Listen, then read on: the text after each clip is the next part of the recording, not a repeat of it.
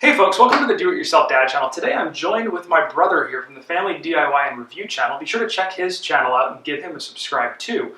Today we're over at our parents' house and we live in California and they've been hitting us a lot with blackouts, with the brush fires. They've been cutting power in an area where there's high wind. So we're over at their house and we're getting them set with some electronics so they can keep the lights on, keep the refrigerator running, and maintain a normal lifestyle when the power's out. So we're going to start over here. We've got some solar options, and these are great if you live in an apartment or can't run something big like a generator.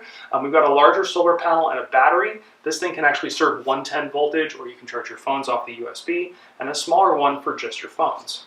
We also have right here, we have some power bricks right here. This one right here is good just for powering up your cell phones, but this one right here is absolutely fantastic because you can power up your cell phones, but you can also jumpstart your cars. Check out my channel. We have a link here to show you how this one works.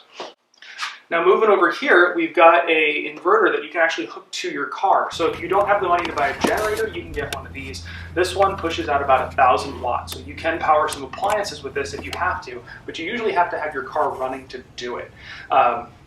Now the big boy here is the generator, and this is what we're setting up at their house because this has enough power to run their refrigerator, their microwave, the all-important coffee maker. So with this generator, check out his channel again because he's got a whole setup video about this generator.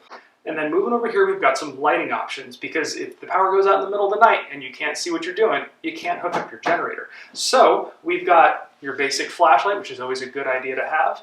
We've got these guys, and what these are, they plug into your wall sockets. When the power goes out, they turn on, and then you can take them out, and you've got a flashlight. The other thing to remember with your generator is extension cords, and if you have recessed lighting in your house, you can't get power to it, you're going to want things like clip lights. And then coming over here, when you're setting up your generator, you're going to want both hands, so we've got a handy-dandy little light on his head. So the links to all this stuff is in the description below, but let's get started hooking up this generator and showing you how we're going to run power around the house. So we have our wind generator set up outside. We have it attached to a grounding cable and a grounding spike with the ground over here, so it's all safe and ready to operate. So we've got it set up in a well-ventilated area. We're outside, there's good airflow, we're not next to a window, and we're not underneath any vents that are going to pull exhaust fumes into the house. We've got an extension cord so we can run it into the house and power our appliances. Now this one comes on a spool, it's got 4 little outlets, and you're going to want to think about that so you can get everything powered, including your refrigerator and appliances. You can use one of these, I've got it linked below, or you can use a power strip or a surge protector.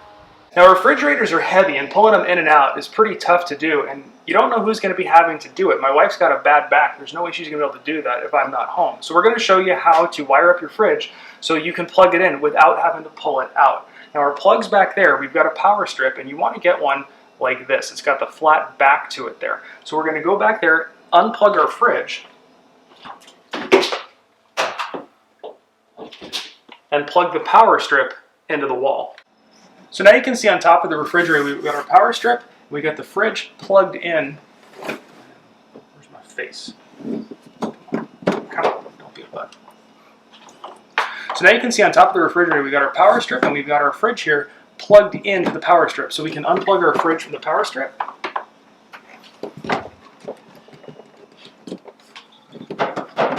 And plug it into our extension cord. And now our refrigerator is running on generator power.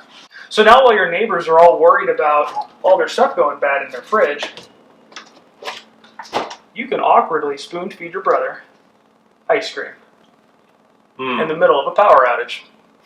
So on top of keeping your food cold, you're going to want to see where you're going. So we've got these clip lights set up, and what's nice about these is there's recessed lights around the house. Those are up here, but you can't really get power to them very easily unless you're going into your panel. So these are real nice. You can clip them anywhere. You can put an LED bulb in them. They pull very little power. And you might be able to hear in the background, just outside the window here is where we've got that generator running, and it's not that loud, and it's pulling power for the refrigerator and for the lights. And don't forget to check out my channel, the Family DIY and Reviews. We have a full review of the generator, the full setup, so please go ahead and take a look at that. And let us know down in the comments below. Let us know what other kind of stuff you'd like to know about, other emergency preparedness stuff, or the other devices we talked about at the beginning of the video. And of course, thanks a lot for watching. Hit that subscribe button down below. Give this video a great big thumbs up.